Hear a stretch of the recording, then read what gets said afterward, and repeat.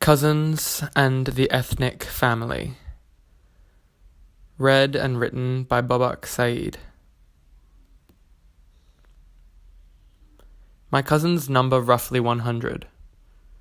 Include their children and their children's children, and the number quickly skyrockets. Start tallying up the children of every man that Baba introduced as your uncle growing up. Big brown arms affectionately wrapped around each other's shoulders, and getting an accurate number becomes futile.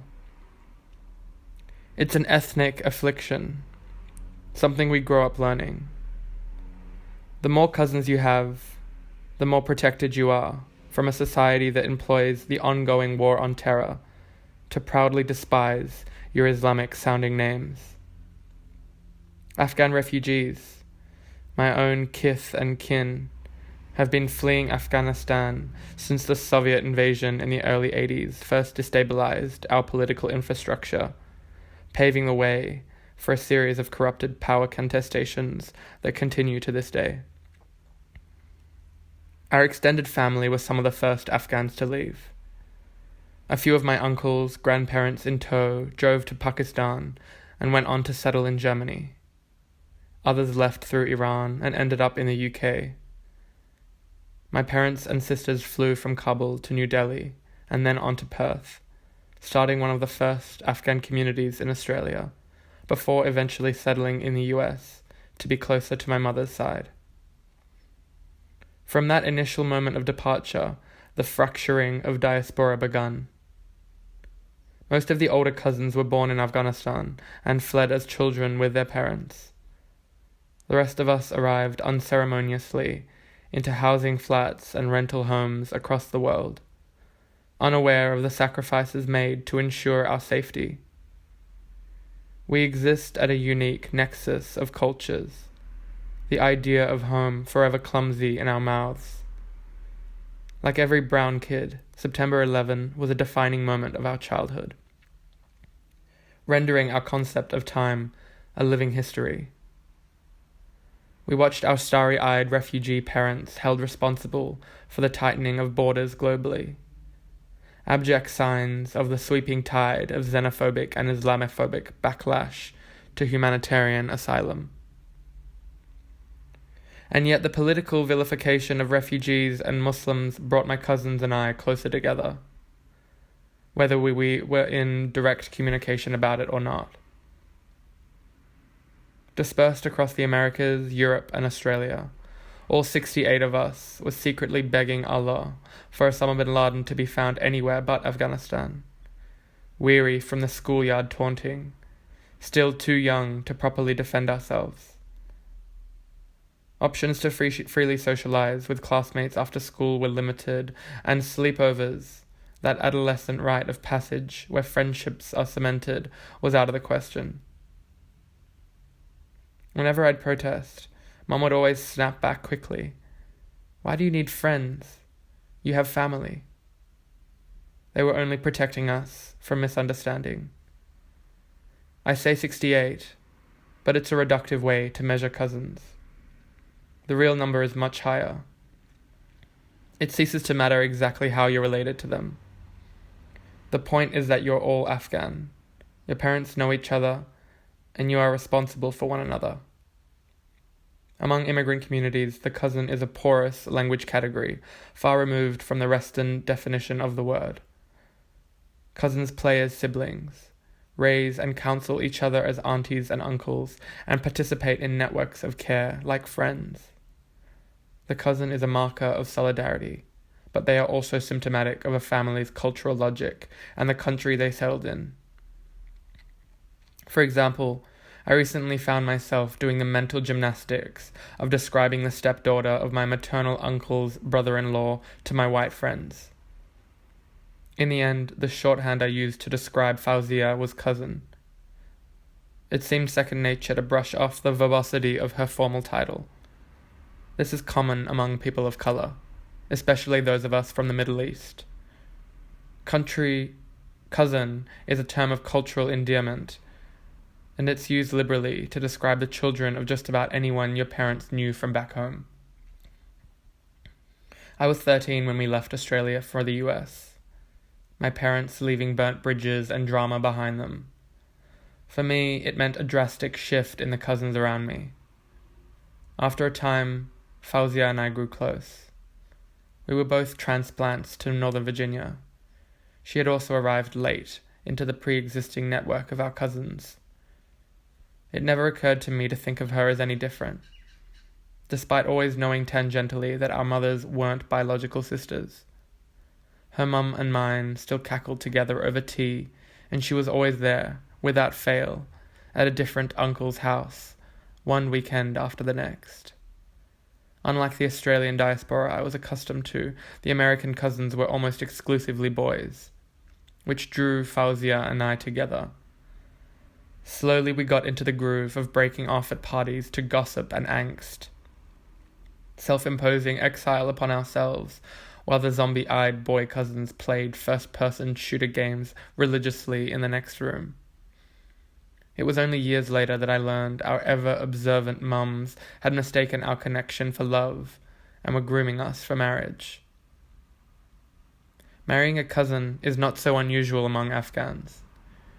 In fact, it's thought of as an effective way to preserve the kinship of our culture, especially in the heteronormative environments that undergird many immigrant families.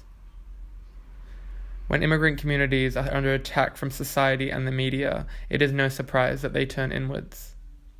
It's also not the first time my queer proximity to sympathetic female cousins has been mistaken for romantic love. My relationship with Ferishta, the daughter of my favourite uncle, who I grew up with in Perth, lives with me now in Melbourne's inner north. Our extended family mistook our relentless inside jokes and affectionate physicality for romance for the better part of 2 decades. Our respective births are only 11 days apart, and we've been inseparable ever since, forever fighting and rebounding in minutes like twins. We kept in contact on MySpace and MSN Messenger after I moved to America. From opposite sides of the world, we plan to go visit our European cousins together during our gap year. A prodigal homecoming to places we'd never been before. Without the not in my backyard attitude of my own biological sisters, Ferishta took my coming out as first gay and then non-binary better than anyone else. Barely batting an eyelid, but holding space for the largeness of its implications. As a middle ground between friends and siblings, cousins have an immense protective capacity. On my first day at West Springfield High School, I walked into the obnoxiously bright hallways, lined with red lockers on either side, beside my brutish older cousin Ali, whose school I was zoned into while we were staring at his parents' house. The two of us had nothing in common. When he wasn't lifting weights in the gym, his eyes and ears were glued to the Counter-Strike gaming station in the corner of the room we shared. Meanwhile, I tried to pretend like I hadn't left Australia at all, rereading my sister's old copy of Looking for Alibrandi and loudly playing my Josh Pike CD to mask the sound of Ali smashing his keyboard. American teenagers at the time wore Abercrombie and Fitch like a uniform, and my thrift store emo aesthetic stuck out like a sore thumb. All the same, Ali convinced me to direct anyone who had a problem with my effeminacy to him. Whenever vultures started sniffing me out, all it took was one mention that Ali Saeed was my cousin, and they'd retreat from me immediately, or better yet, chummy up to me instead. Maybe he'd been warned to keep me safe by his parents. Or maybe he wanted to maintain whatever shreds of honor a Muslim-sounding family name had left in the years following September 11. Either way, it was no coincidence that I remained impervious to bullying at that school. In return, my sinewy 14-year-old self coached Ali's nascent manhood. I taught him these things. To dress as though the world hadn't already made its mind up. That women are human beings. Not to be lured by the masculinist seductions of libertarianism, and finally, the fine art of heterosexual romance, a skill most queer people are ironically and involuntarily well trained in. Though he is painfully straight to this day, he's been a loyal ally to me. uninterested in the two-faced politics that keep other cousins dancing with our homophobic uncles and aunts. Unfortunately, it's too convenient to paint my generation of cousins as forward-thinking and our parents as behind the times. The German cousins are far more conservative than the rest of us in the US and Australia. Driven by the frustrations of constantly being denied entry to venues and waiting to be served last at restaurants, they've resisted assimilation. Though they live in just about every corner of Germany, their proximity to one another and to one of the largest Afghan and Middle Eastern diasporas in the world has heightened the orthodoxy of their Islam. In this climate of dogmatic religious observance, word of my defection travelled fast. After my uncle saw an Instagram post of me looking conspicuously gay on his son's iPhone, my cover was blown, and any hope for discretion expired. In a very death-to-infidels-esque tirade, my cousin Shakib in Germany threatened to kill me, hurling venom at me from behind the veil of a screen for bringing shame upon our family. He shared this sentiment on the Facebook status of our mutual cousin. Shakib tagged me and replied, "You fucking gaylord. Never ever comment or like anything which is related to me on Facebook. I will beat the shit out of you when I see you next time. I don't care if family is around. Don't think you will be treated as a normal human being, you fucking pussy." It was gut-wrenching to read. A sort of betrayal from within ranks. The blow was unsurprising, though. As much as I expect solidarity from my cousins, I also expect homophobia and transphobia from them. Yet our fathers are the closest in age of 11 siblings and did everything together in Afghanistan. Now the child of one is a gender-fluid literary homosexual and the other is an Islamic fundamentalist with links to various terror cells. If my father hadn't abandoned Islam many years ago and been free to adopt more secular values away from the scrutiny of his parents and siblings in Germany, my life would have turned out differently. I'm grateful that my decision to return to Islam as an adult was a choice that I had the privilege to make for myself. In a world where bigotry is increasingly becoming the benchmark, your cousins can be a source of great strength and also great pain. Your cousins are your buffer of security from the racist outside world. They populate your subjectivity. The success of a cousin is a win for all.